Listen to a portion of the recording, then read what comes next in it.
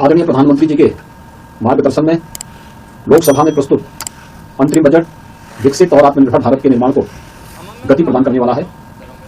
140 करोड़ भारतीयों की आशाओं, आकांक्षाओं और अपेक्षाओं के अनुरूप विकासोन्मुख बजट प्रस्तुत करने के लिए माननीय वित्त मंत्री जी का हृदय से अभिनंदन।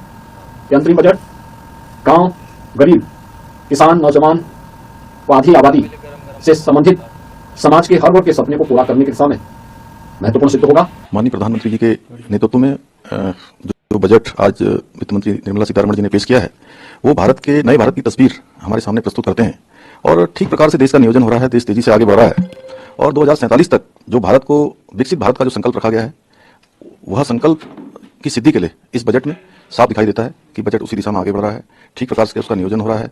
भारत विश्व में एक नई अर्थव्यवस्था के रूप में उभर रहा है। जहां आज भारत 5वीं अर्थव्यवस्था दुनिया की सबसे बड़ी है, वहीं अगले 3 सालों में तीसरी सबसे बड़ी अर्थव्यवस्था बनने जा रहा है। हम बात करते हैं कि स्किलिंग, रीस्किलिंग, अपस्किलिंग की बात इस बजट में की है और निश्चित रूप से इस देश में कोई भूखा न रहे, इसलिए आगे आने के लिए 5 साल के गरीब कल्याण सूत्र one nation one ration card के अंतर्गत मुफ्त ध्यान देने की बात भी इस बजट में कही है। मैं गोवा के लोगों की तरफ से बहुत बहुत स्वागत करता हूं और निश्चित रूप से युवाओं के लिए देश की दिशा दिखाने वाला, विकसित भारत 2047 वाला सपना साकार करने वाला ये बजट है। मैं स्वागत करता हूं। एक ऐतिहासिक बजट है जो पूर्ण रूप से परिलक्षित करता है कि प्रधानमंत्री नरेंद्र मोदी जी के नेतृत्व में जो भारत में एक नई क्रांति और परिवर्तन पिछले 1 दशक में आई है, एक विकसित भारत का लक्ष्य, एक आत्मनिर्भर भारत का लक्ष्य, एक विश्व गुरु बनने का लक्ष्य, उन तीनों लक्ष्यों के प्रति पूर्ण स्पर्धा के साथ और गति के साथ भारत बढ़ चुका है।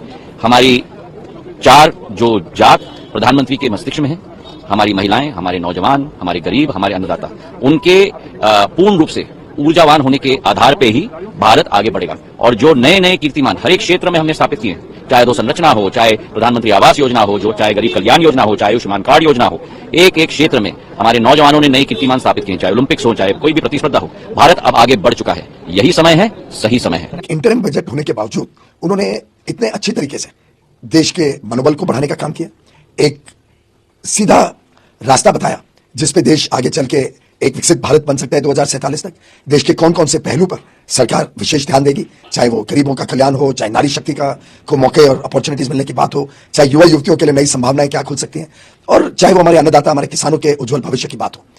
माननीय निर्मला सीतारमण जी ने विशेष ध्यान इंफ्रास्ट्रक्चर डेवलपमेंट पर दिया। आधारभूत सुविधाएं जितनी जल्दी अच्छी होंगी उतना देश तरक्की आगे करेगा। साथ ही साथ पर्यटन जैसे क्षेत्रों में या अनुसंधान के क्षेत्र में जिस प्रकार से बहुत ध्यान दिया गया इस इंटरिम बजट में, भविष्य की भारत की रणनीति इस बजट में पेश होती है। झलक है उस फुल फ्लेज बजट की जो जुलाई अगस्त के मास में प्रेजेंट किया जाता है 24 साल में। वो इसलिए कि लोग भी समझते हैं, ये सरकार भी समझती है कि प्रधानमंत्री मोदी जी ही रहने वाले हैं और उनकी प्राथमिकताओं के आधार पर ही पूरा बजट बनेगा। और एक संतोषजनक बात है कि आज के इस बजट से वो झलक मिलती है जिस दिशा में प्रधानमंत्री मोदी जी इस देश को ले चले हैं, पिछले 10 वर्षों से ले जा रहे हैं, उसी की निरंतरता का प्रतीक है ये वॉक दी टॉक। यदि आपने, जैसे उन्होंने आरंभ में ही कहा था सन 2014 में कि वो वर्ग जो पिछड़ गए उनको भी वो विकसित करके बराबर की सत्ता में लाएंगे, तो मैं कह सकता हूं इंक्लूसिव बजट है ये। विकसित भारत के लिए जो 4 पिलर रखा गया, किसान, युवा, गरीब और महिला, ये चारों का समावेश था इसमें। अब प्रधानमंत्री आवास में 3 करोड़ 2 करोड़ घर और स्वीकृत करना, लाखपति दीदी एसएचजी ग्रुप में 3 करोड़ की संख्या को निर्धारित करना, ऐसे कई योजनाएं हैं जो दिखाता है कि एक तरफ वेलफेयर भी है तो दूसरी तरफ 3 कॉरिडोर रेलवे का अनाउंस होना एक एक्सपेंडिचर भी है।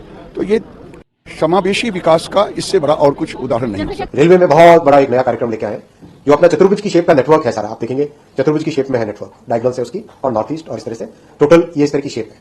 इसको अमृत चतुर्भुज के हिसाब से डेवलप किया जाएगा। जहां डबल लाइन है उसको 4 लेन किया जाएगा, जहां 4 लेन है उसको 6 लेन किया जाएगा। जगह एलिवेट किया जाएगा, यानी ब्रिज के ऊपर से लेके जाएंगे। कई जगह शहरों के बाईपास बनेंगे, कई जगह जो रेल के ऊपर रेल का एक फ्लाईओवर बनता है जिससे कि सरफेस के ऊपर क्रॉसिंग नहीं करनी पड़े, वो बनेगी।